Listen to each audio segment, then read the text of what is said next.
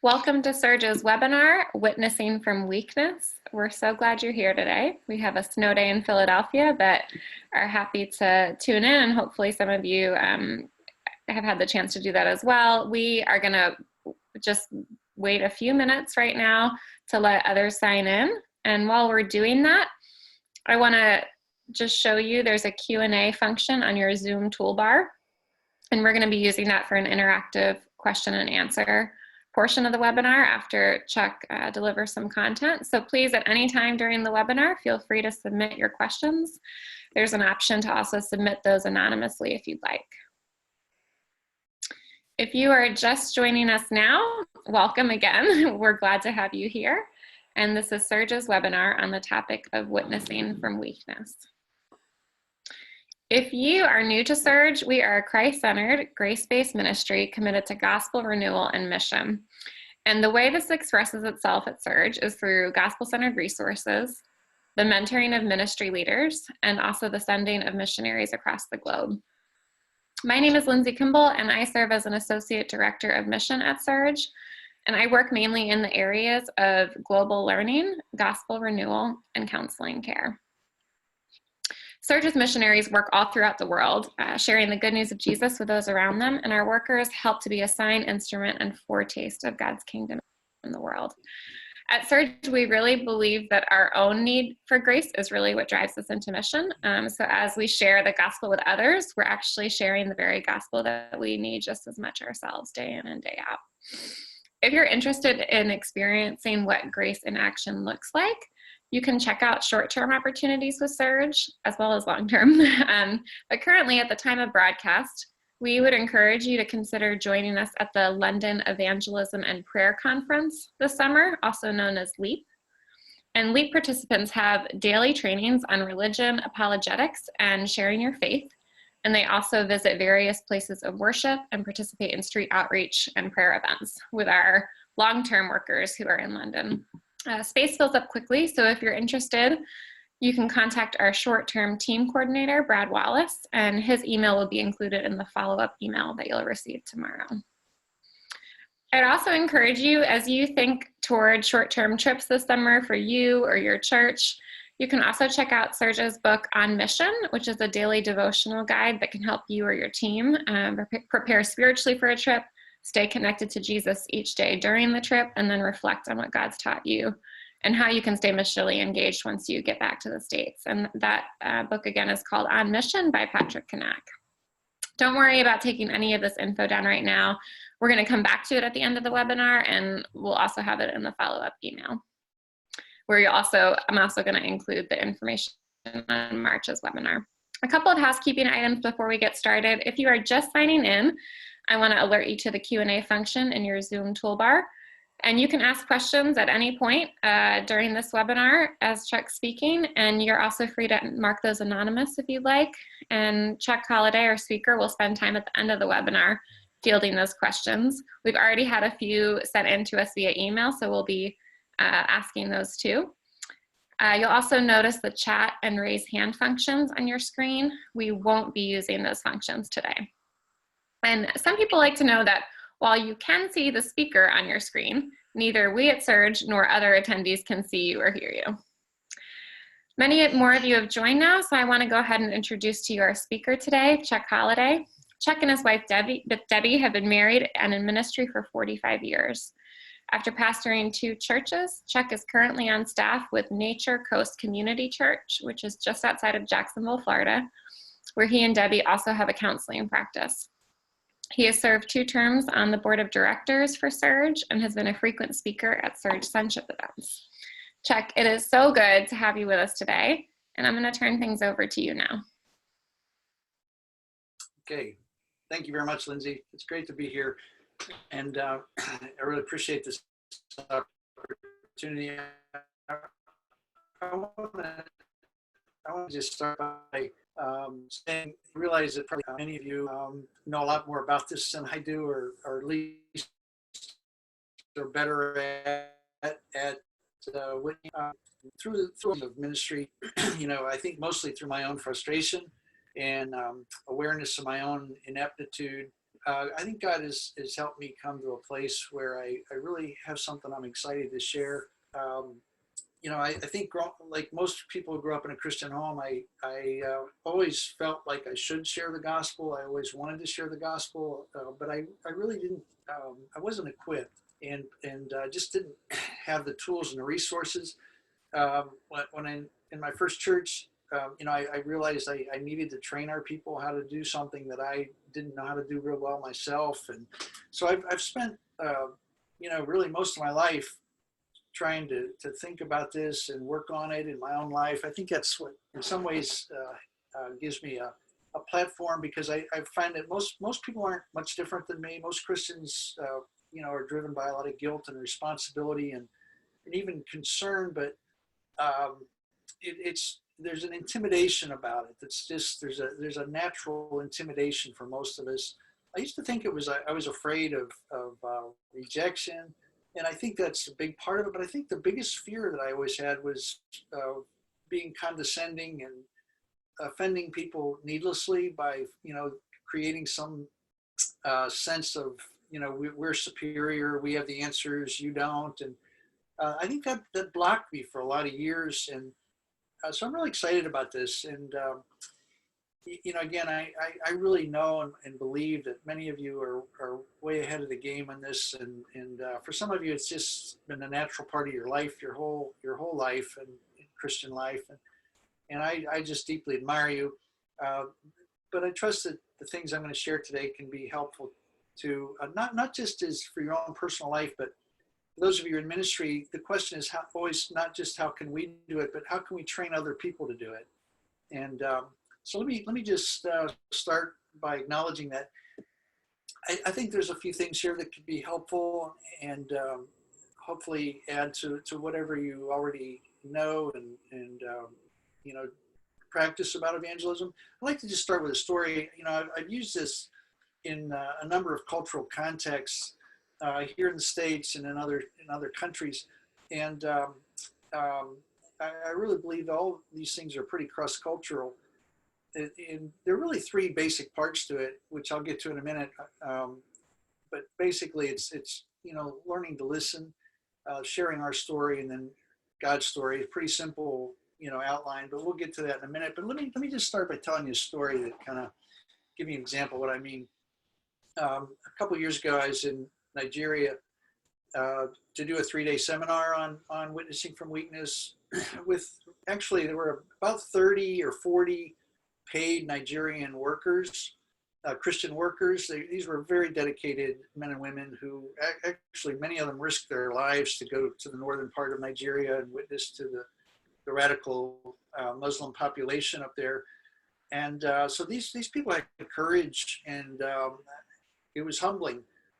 But I also realized there was something that was ineffective in the way they were sharing the gospel, in terms of there was a lot of preaching, I would say even scolding, but there wasn't it wasn't communicating the love of God and the grace and the humility that I know they wanted to communicate, and they really were drawn to this. I want to just tell you about one example. We would teach, through the mornings, and in the afternoons we'd go out and actually put it in practice. We'd go, share the gospel, different parts of Jos. And one day we went to what they call the drinking places, which, was just basically a market with some, just small, dark, unlit rooms, dirt floors, behind the market, where, there'd be a gathering of maybe 6, 8, 10 men just sitting on benches holding their little bowl of beer. And it was a little intimidating for me, honestly, but the guy I was with, Joseph, was bold, and he just walked right in, and it took us a minute or two to our eyes to adjust to not much light. Then you could see there was a group of men just sitting with their heads down. And the thing that struck me, as soon as we walked in, and they realized that Joseph was a pastor, they all just started apologizing immediately. We know we shouldn't be here. We know we shouldn't be drinking. We're going to do better. We're going to stop. We're so sorry. I mean, they were embarrassed for us to be in that environment and just overwhelmed with shame. And, so we practiced, and Joseph did a great job of sharing a gospel outline. And, but you could tell the men just couldn't get past their shame to really listen. It was kind of like, we know we can't stop drinking, so I know this won't work for us. And at some point, we transitioned, and I think I asked, can I just share with you some of my sin? And they all looked up at that point. They'd been looking down at the floor, speaking softly and humbly, and with a lot of self-contempt. But when I asked that question, can we just share some of the ways that we still sin and can't find victory in our own lives? And they all began to listen attentively, really. And Joseph shared some things, and I shared some things that you could just see all of a sudden there was a shift in the way they could listen. And then I said, men, I know drinking's not good for you, and I wish you didn't sit here drinking all day, but honestly, I'm not too worried about that. We don't want to talk about your drinking because our sin is worse than that. But what I do want to do is, I'd love to know why you drink. Could you just share with us, why do you drink? Because I know you hate it. And one man quickly said, well, I'll tell you why I drink.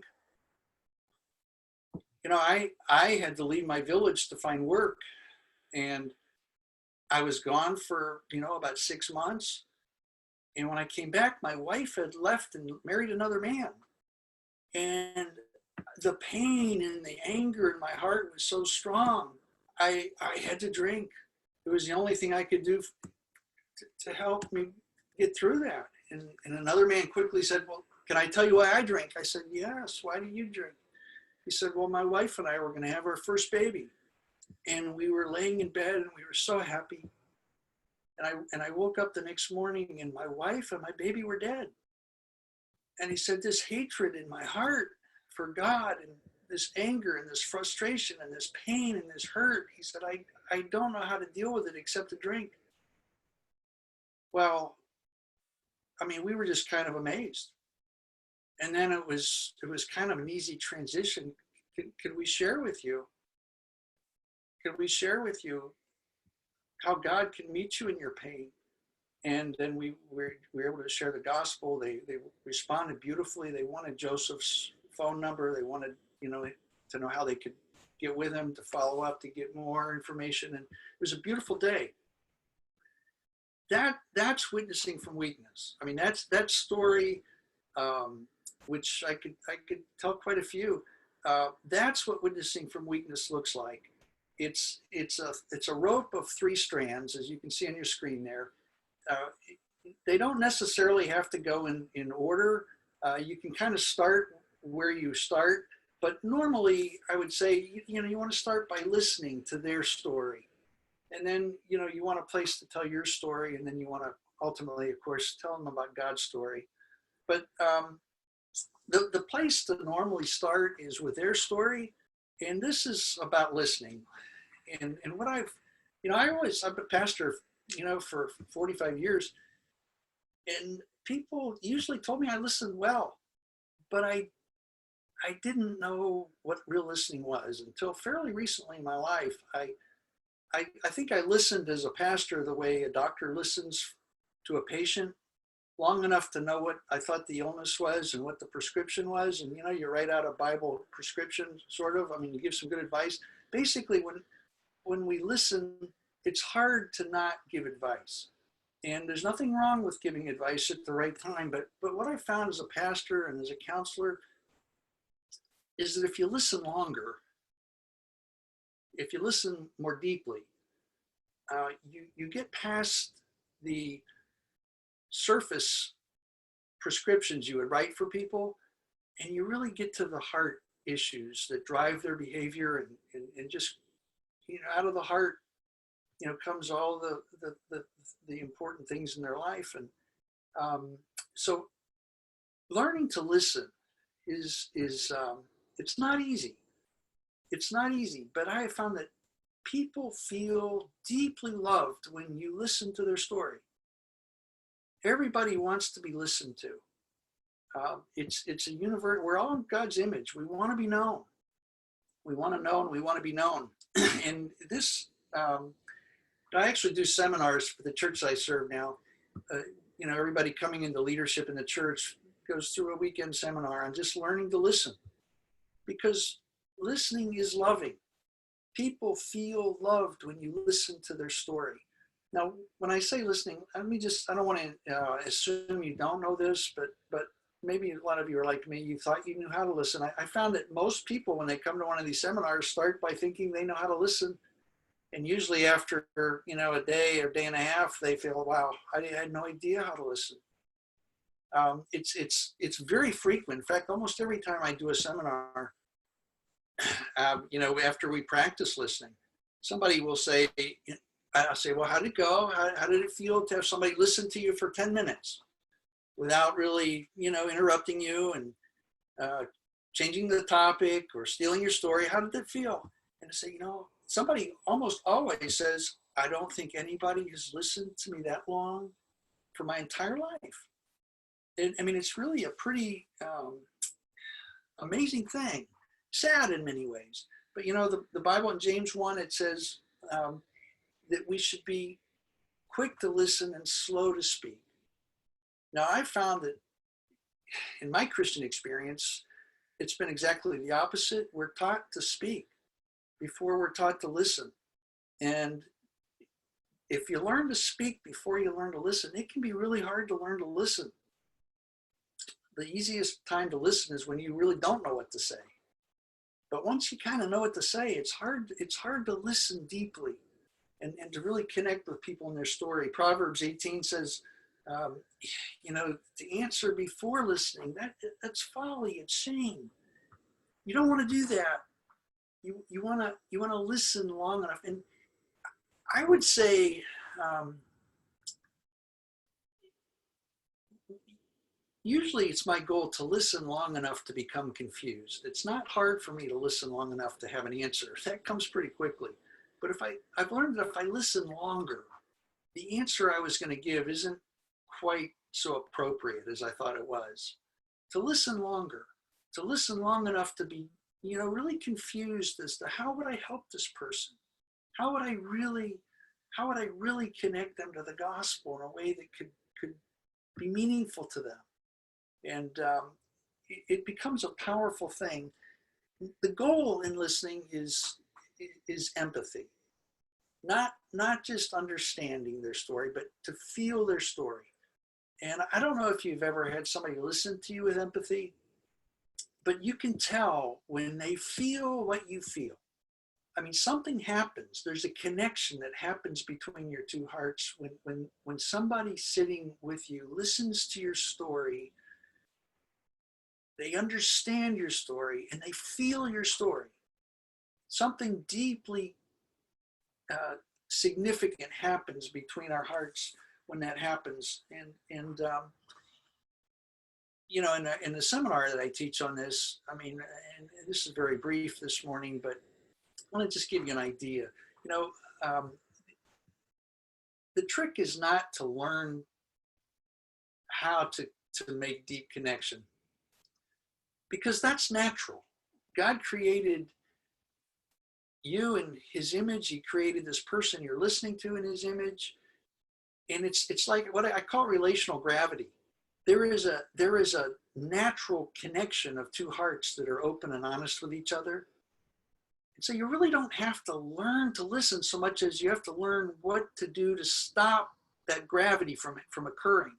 What am I doing to stop the depth of connection? What am I doing to stop intimacy? And there's things that we all tend to do. We tend to give advice too quickly. When you give advice, you quit listening. of course, it's hard not to correct especially if you're a pastor or, somebody who's trained in the Bible. And I mean, it's hard not to correct a person's theology or to correct details of their story. Well, when you start correcting, you've kind of stopped that relational gravity that wants to draw your hearts to a deeper connection. Another thing that we often do when we're listening, and we mean well, but it's what we call, stealing their story. You just start by asking somebody, hey, how are you doing today? And say, well, man, I'm okay, but man, I've had this crazy thing going on with my back, and it's just, I can't sleep at night, and I'm miserable at work. And well, right away, your natural response is, yeah, man, me too. In fact, I had 2 back surgeries 20 years ago. And I know exactly what you mean. Well, we think we're connecting. And we are connecting, but on a very surface, superficial level. As soon as you start sharing your story, you've kind of stepped on their story. You've stolen their story. You asked them how they were doing, and all of a sudden you're talking about yourself. Now, we do this, we're not trying to steal their story. It just kind of happens. And it stops listening. It stops connection. Actually try, you can try this. It's not easy to listen to somebody for 10 minutes without interrupting them, without correcting them, without giving them any advice, without sharing your own story, just listening and asking good, curious questions about their story, to be absorbed in who this person is in front of me. And it's a powerful, powerful thing. Let me just tell you one more story. I was in another country doing this seminar, and just in a listening exercise. I mean, this wasn't live examples of evangelism. We were just practicing. It was, I usually demonstrate it first. I said, hey, who wants to volunteer? Come on up here and just let me listen to you for 10 minutes or so. And, an older man with a big smile. He was well respected by the other people in the group. He was a mature Christian leader. He raised his hand. I said, well, come on up and let me just listen to you for a little bit. Let's see how it goes. All I asked was, in your country, what is hard for you? In your culture, in your life, what is hard for you? And he said, oh, paying my children's tuition. He said, I hate it because I never have enough money. I come to the end of every month and my tuition is due and I don't have the money. And I feel like I'm not a man of my word because I promised the school that I will pay. Please don't let my children be out in miseducation. I need them to be in school. I promise I'll pay. And then sometimes I can't pay. I said, well, how does it feel to you when you can't pay? So I feel so ashamed. I feel like I'm deceitful. I feel like I'm a liar when I can't pay. Well, basically for 10 minutes, I listened to him share the deep pain and agony in his heart about not having enough money to keep his children in school. I only said one thing to him because it was just a listening exercise. I only said one thing to him at the end. I said, I just want you to know one thing. They thought Jesus was a liar. Jesus knows what it feels like for people to think he's a liar. That's all I said. Went back to his seat, and so I asked the class, okay, what did you see? What went well? What didn't go well? And, we had some feedback. And then I asked the man, I said, how did it feel to you for me to listen to you? And you know what he said? I'll never forget this. He said, this morning I was thinking about killing myself. My life has become so heavy and so hard. And he said, no, I am so full of joy. I feel so light. And he had a huge smile on his face. He said, no one has ever listened to me. Now, my friends, this is the most powerful arrow in your quiver. This is, of all the tools in your toolkit, I don't think there's anything more powerful, even preaching. I don't think it's more powerful than listening. It's to speak after you've listened. It's not listening or preaching. It's to listen before you speak, to listen well, to listen to the point of empathy. You know, when we listen well to people, we take the place of the servant. We take the place of humility. We are putting the other person ahead of ourselves. And people feel loved when you listen. Now, this has been revolutionary for me because I have found that if I'm trying to witness and I can listen this way, people are going to feel loved whether I ever get to share the gospel or not. They are going to, if we run out of time, if you know, circumstances don't allow to go any further, they are still going to leave feeling deeply loved and not alone. Now, the Holy Spirit is, you know, we're always praying that we can take the next step. Sometimes it happens all in one sitting, but most of the time it happens in a follow-up, another context. We learn to listen and listen repeatedly. There's always more to a person's story. It'll always go deeper when they know you're listening and they can trust you. But there is the next part of this, and I need to keep moving here because our time is limited. But the next part of it is, okay, sharing my story. I've listened to their story. Now, a natural train. Let me just say this: if you're a Christian, you have two testimonies, right? We all have a testimony of how God has delivered us, how He's rescued us. Even if you grew up in a Christian home, you can testify to how God has been good to you, the blessings He's brought to your life because of your walk with Jesus. But if we're honest with ourselves, there's also a testimony about what God has not yet healed in us, a victory that God has not yet brought to us. And I found that this is a powerful, powerful tool that sometimes as Christians we're afraid to use. It's the word witness in the Greek New Testament is actually the word martyr. And you can see the connection because it was the Christians' willingness to die for their faith that made them such powerful witnesses. I found in America, we don't have too much risk of dying for our faith. But in many parts of the world, there is that risk. But, I found that even in these countries where people literally could die for sharing the gospel, there's a deeper martyrdom that is more fearful and difficult even than physical death. And that's for a mature, godly Christian to be willing to die to their reputation, to die to their own righteousness, to die to what people think about how well they're living the Christian life. And my friends, this is the most powerful part of your testimony. When you're willing to share with somebody, may I share with you why I need Jesus? May I share with you what hasn't been fixed in my life yet? They listen with different ears. Again, let me just tell you a story so you get this. A number of years ago, had to get a plane from Orlando to Chicago, the earliest plane out, and I was going to do the funeral of a really good friend in Chicago. And 20 minutes before takeoff, they canceled the flight. For some reason, I don't understand to this day why, but I was in a panic to not miss this funeral, and I went to the gate agent. And I said, please, I just want you to get on your computer and tell me what's the next flight going out? Where's it going out? I don't have time to go out through security and go through all the wait in the long lines. I just need to know where's the next flight going. She said, sir, I can't access that information from my computer. And I knew she was not telling the truth. So I pressed her and I pressed her several times, and she would not help me. She would not give me the answer I needed. And so I shamed her.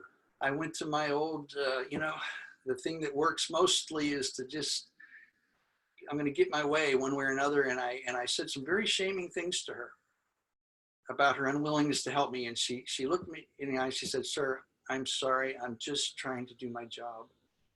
And I gave up and I went down the hall, and the next gate agent got on his computer and gave me the information I needed. And it all worked out. But I said some really awful things to that woman. Out of my desperation, out of my anger. I don't yell and scream, but boy, I really can shame people. And it's horrible. Well, an hour later, I'm sitting on a plane next to a lady from Titusville, and just asking God to give me an opportunity to talk to her about Jesus. And we're talking, and she finds out I'm a pastor, and basically the conversation was pleasant, and then it went to the end like it usually, if a person doesn't want to talk, they'll usually say something like, well, I'm glad you do what you do. I know people need the help you bring them, but my husband and I don't need that. I mean, we've got two beautiful kids. They play soccer. They're good students. My husband's got a great job. I've got a great job. We don't really need it, but I'm glad you do it for people who do need it. And so I said, ma'am, may I just share with you why I need Jesus? And again, she immediately, all of a sudden, she didn't want to end the conversation. She wanted to know why a preacher would need Jesus. And I said, ma'am, can I just share with you what I said to the gate agent an hour ago? She said, yeah, what do you mean? I told her the story, and I said, and then I said that, I can't remember the words, but they were pretty bad. And I told her what I had said, and she said, you said that? I said, yes, I did. I'm ashamed of it, but that's why I need Jesus. The woman got quiet, and she said, that's my problem. I could cut my tongue out for the way I talk to my children. And my friends, all of a sudden, we had a connection. All of a sudden, we had a connection. She knew I was not talking down to her.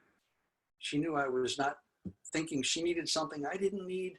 We were the same. And that's what happens when you're willing to lower yourself, take the seat of humility, take the place of the sinner, and share from your weakness rather than from your strength.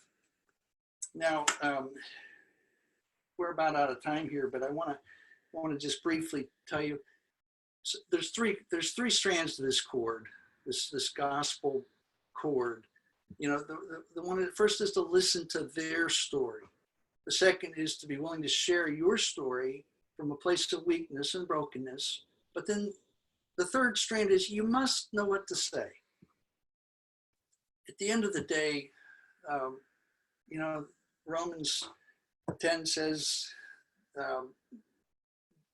how can they hear unless somebody has been sent to preach? There must be somebody who will bring the gospel to them. Now, there's so many ways to do this, and I learned a way back in the 80s that I used for years. Evangelism Explosion. It was very effective for me back in the 80s in terms of training people in my church. Many of them, learned to become pretty effective evangelists. I was able to lead some people to Christ using it, but I found out in the 90s and following it, when I moved to Orlando in a new community, planning a church, it just didn't seem to be. I think the culture had shifted significantly in a number of ways. One is people just don't believe in hell so much anymore in America. They're not that worried about eternal life. Another thing, we call that old way confrontational evangelism, and I'm not demeaning it.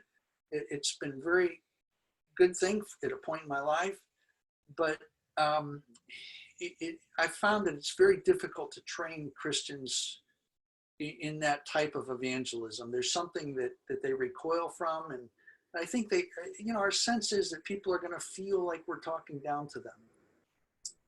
But I've used this verse from Romans 6:23.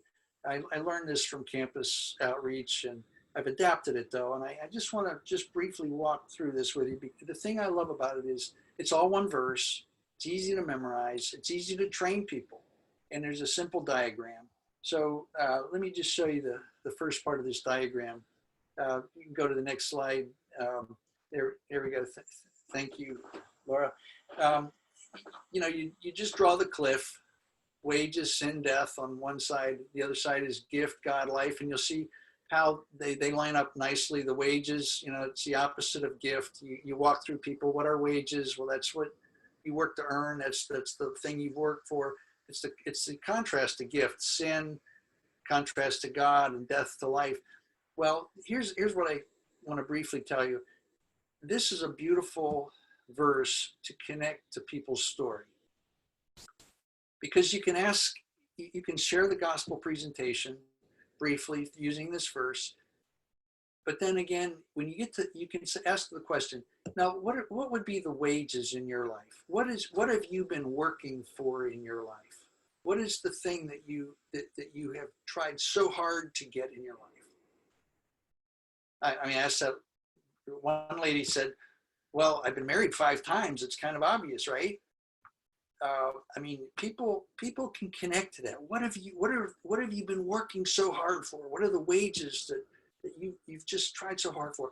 And then you can go down to death. And basically, it's like the Dr. Phil question: how's that been working out for you? And most people can see that it's just a dead end. If it's their career, if it's their marriage, their grades when they're in school, whatever it is, it's usually they have a sense of defeat, the inevitability of despair and discouragement, and there's no way to get off this treadmill. Even if it's working, it feels like there's no way to get off the treadmill.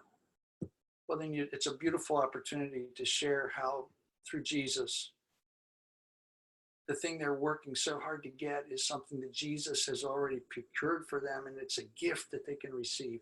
So you start by drawing this simple diagram, and then you fill it in with the cross.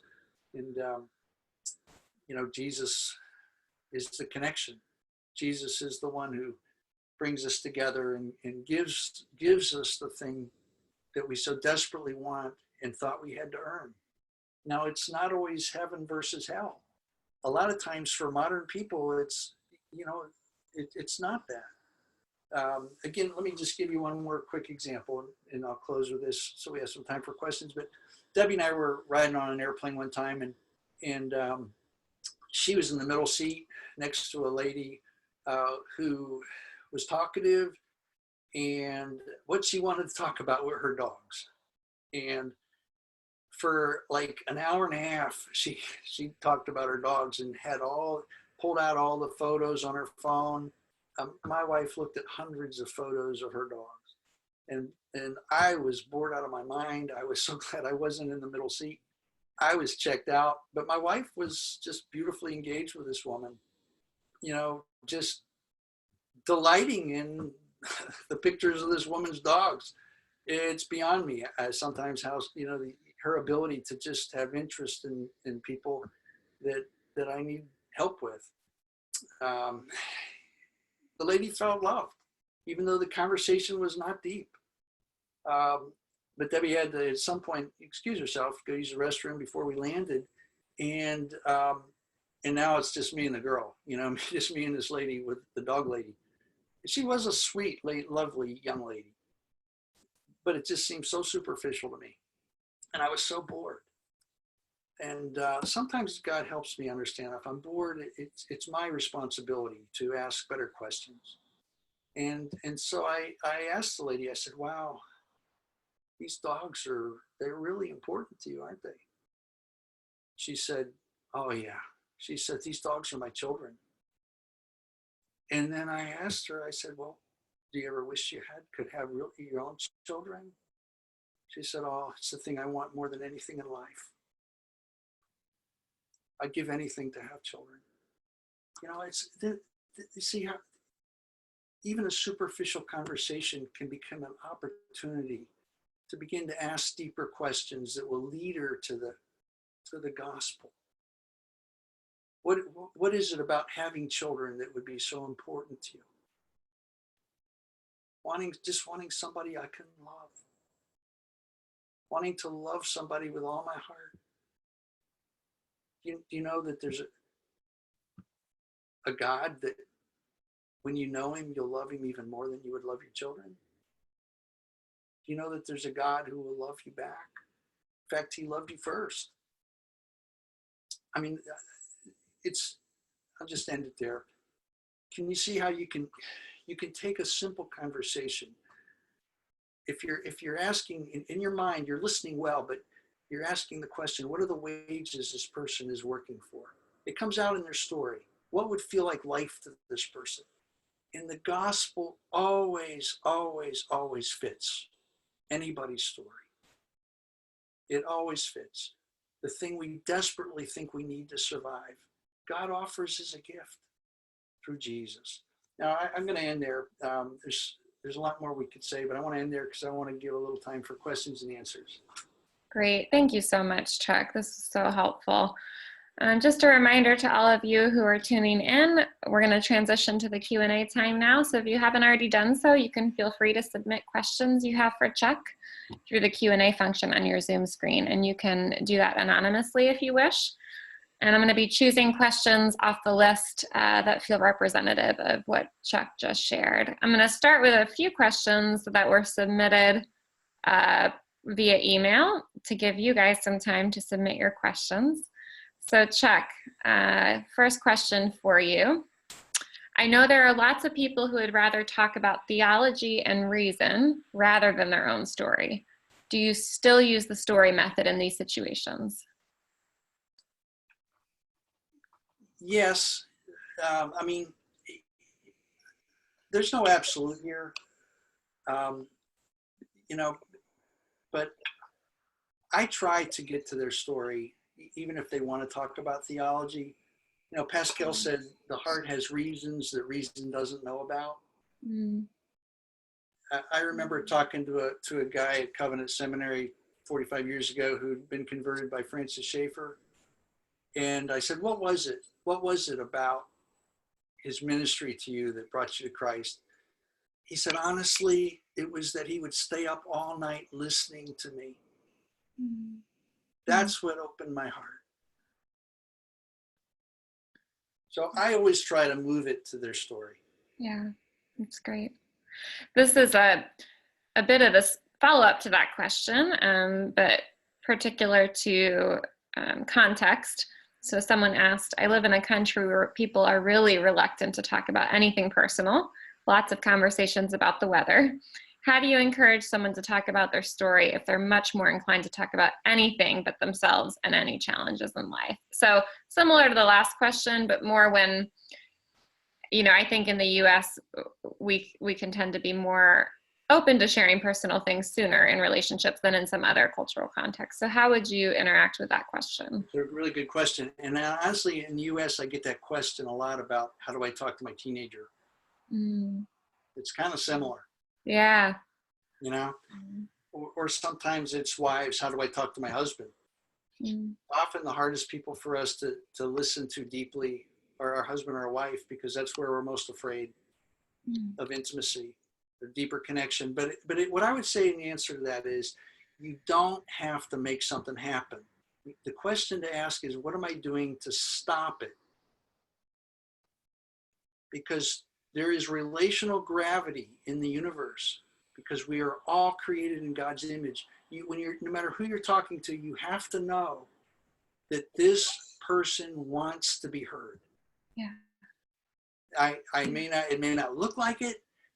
It may take time, but I know what God says about this person, and he wants somebody to listen to his story. And so what you want to ask yourself is, what am I doing to stop it? Yeah, that's great. And what will lead you to the depth is just natural curiosity. Let yourself, you got to take the pressure off yourself of trying to make something happen. Give yourself the freedom to just be curious about this person and about their story. And it could start in a very superficial way. Yeah. But it will go deeper if you don't get in the way. If you focus on them. That's great. That's great. Thanks, Chuck. These two questions just came in through the Q&A feed, and they're very similar, so I'm going to just give them both to you. Someone asked, is there a danger to being too personal when talking about weakness and sin? And the other question is, how do you know how much of your own sin and struggle to share with the person you're reaching out to? As a pastor, great question. This person says, as a pastor, I'm concerned with sharing too much with the people I minister with. So I think it's a really practical question. What would you say? And it's not loving to share too much with anybody. I mean, the thing that drives you is loving this person, not what's going to be best for me. But you must, and it's always risky, but I would say be wise. There are things that you would never share preaching from your pulpit. There are things that you would share very rarely, even in a personal context. And frankly, there's some things you'll never share and probably shouldn't, because it's too much. But it is a martyrdom. It is a martyrdom. It's always a risk. And if you share something real, it's not going to make you look better. You know, we as Christian leaders have learned, you know, we've learned to share even our sin in a way that will make us look like the hero. The first time I shared my weakness in front of my congregation, I couldn't everybody just loved it, except my wife. And I couldn't understand why she wasn't as thrilled as everybody else was, because I got real vulnerable. You know, God had shown me some things that I'd never seen in my life, and I shared them about how poorly I love people. Well, everybody in the church just loved me more. You know, when my wife and I went back to the counselor said, Debbie, I don't understand why did that bother you? And she said, I don't know why, but it just didn't seem right. Because, I mean, somehow he was just making himself look better by sharing his sin. And the counselor said, Debbie, you realize your husband just made love to his congregation and made you sit and watch. Even while he was sharing his sin, he was doing it in a way that made him look so noble, so holy, so humble. And what I'm saying to you is when you share something real, it's humbling to you. It's something that costs you. It will cost you to share something real that you still struggle with. Yeah. Okay. So I don't know the exact answer, but there is a martyrdom. Yeah, that's great. And I think what you said about it's not always loving to share everything, like that rule of thumb being what is actually the most loving here? What does love look like in this particular situation? That's so wise. Yeah. Yeah, I mean, you just don't want to confess things that are going to be harmful. Right. There's a difference between your martyrdom in you can misuse this to where it's actually damaging your ministry and damaging the people you're sharing with. Yeah. Good. We have a question. Someone asked, do you set aside time to go fishing in particular places, or do you simply have these things on your mind as you go? Yeah, I'm just going to be perfectly honest with you. I am not great at being as vigilant as I'd like to be. But I try to be, a lot of times it's airplanes or things like where I'm just kind of, there's nothing else I can do to distract myself. There's a built-in opportunity. But sometimes I have found that the most important thing for me to ask myself is not how can I share the gospel, but how can I be friendly? Because that's not something I grew up knowing how to do, to just be friendly. And now a lot of times I'll come back from the gym and Debbie will say, honey, you were gone all the time. What, are you working out all the time? I said, well, no, I actually got talking to this guy and, we just talked for an hour. And a lot of times it doesn't go to the gospel. But for me, it's a victory to just learn to be friendly and to enjoy it and to learn to enjoy people without an agenda. Great. It's great. I love that. I love that. Yeah. Good. Someone has tuned in from Scotland and asked a question that I think is relevant to people ministering in a variety of contexts. But he asked, how do we talk to all the lonely people? Here in Scotland, loneliness is becoming a national issue. And he also said, thank you for your teaching in life. Yeah, I mean, I guess the question is, how do you talk to lonely people without being absorbed into their life, because boy, when you touch that nerve, they're going to want you all the time. And I think you just have to, I mean, I don't know the answer to that either, but I think we have to remember that sometimes Jesus got up early in the morning and left before the crowds could get to him. I mean, you just have to have the balance in your life where the Spirit is, you don't have to give everybody as much time as they are asking for. But I would say that mostly lonely people, a lot of times lonely people just want to fill the space. And I think if you take the conversation to a deeper level, they'll either come deeper into the reality of what's important to talk about, or they'll drift away. Yeah. Because if they're just looking for sympathy, we're not there to give them sympathy. We're there to give them empathy, which is disturbing.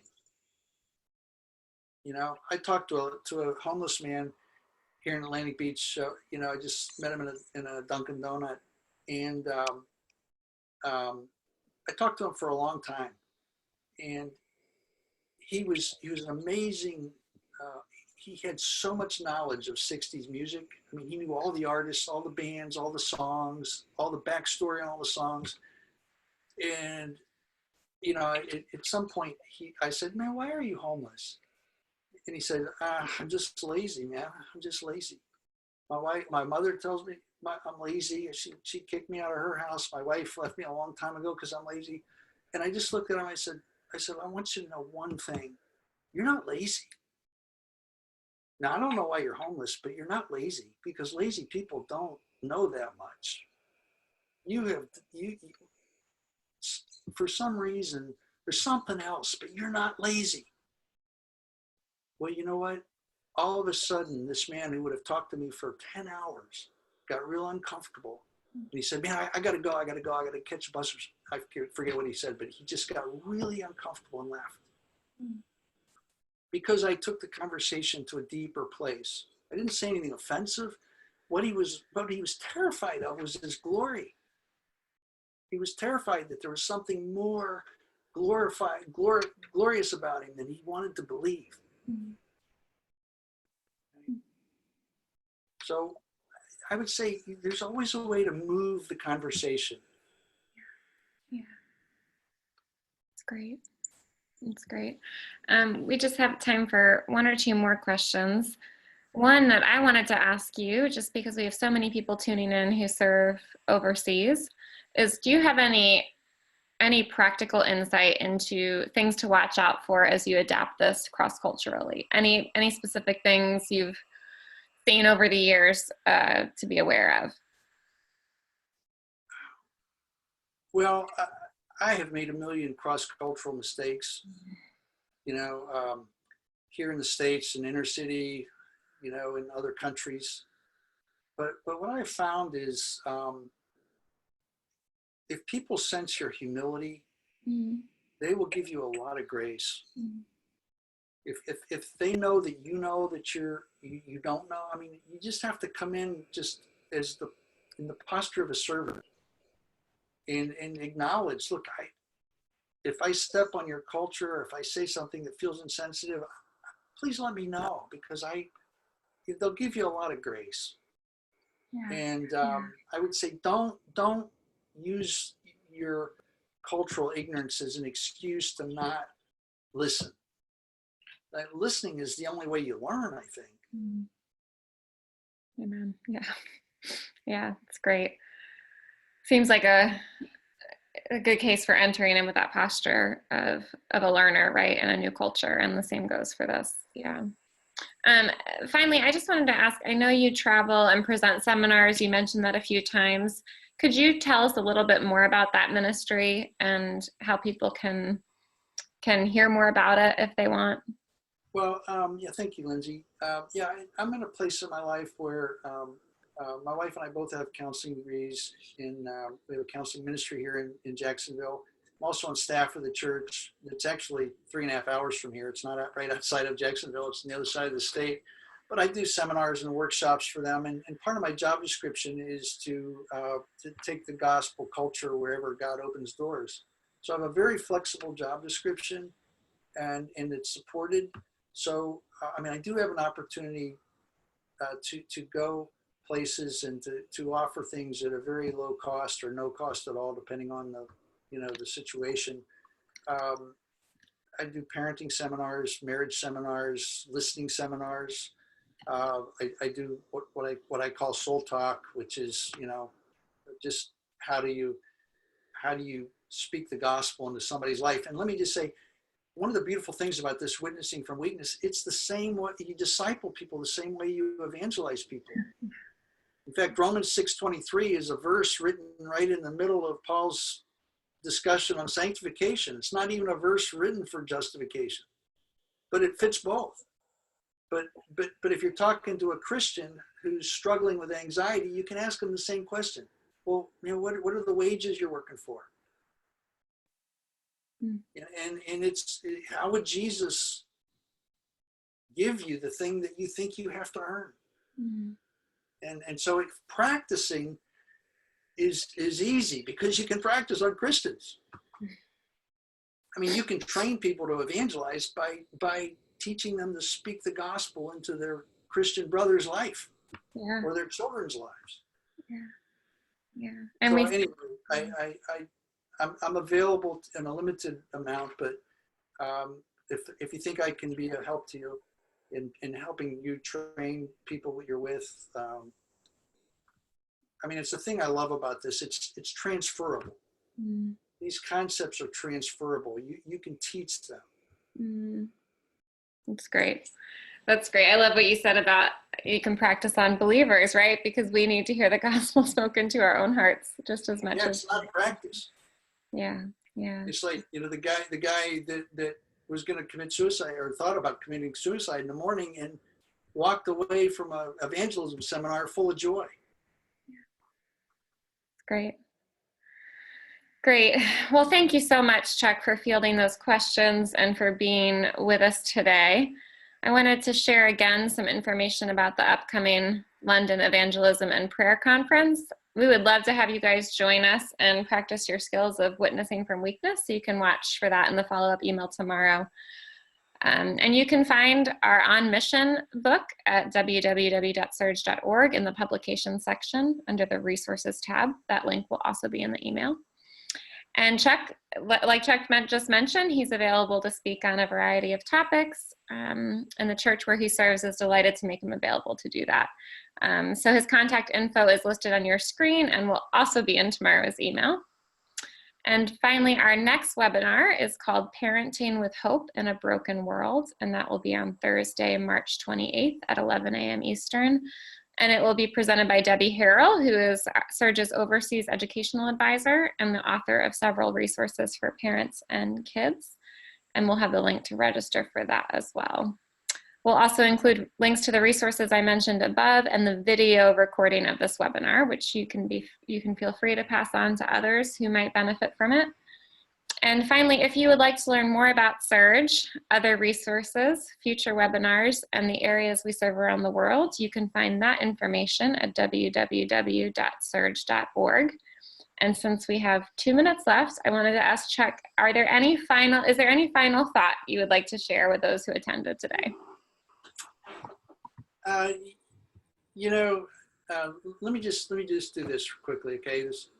I remember there was a time in my life when I was really discouraged. Our church was growing, but people weren't getting saved. And I came to my wife and I said, honey, I don't know what's wrong with me.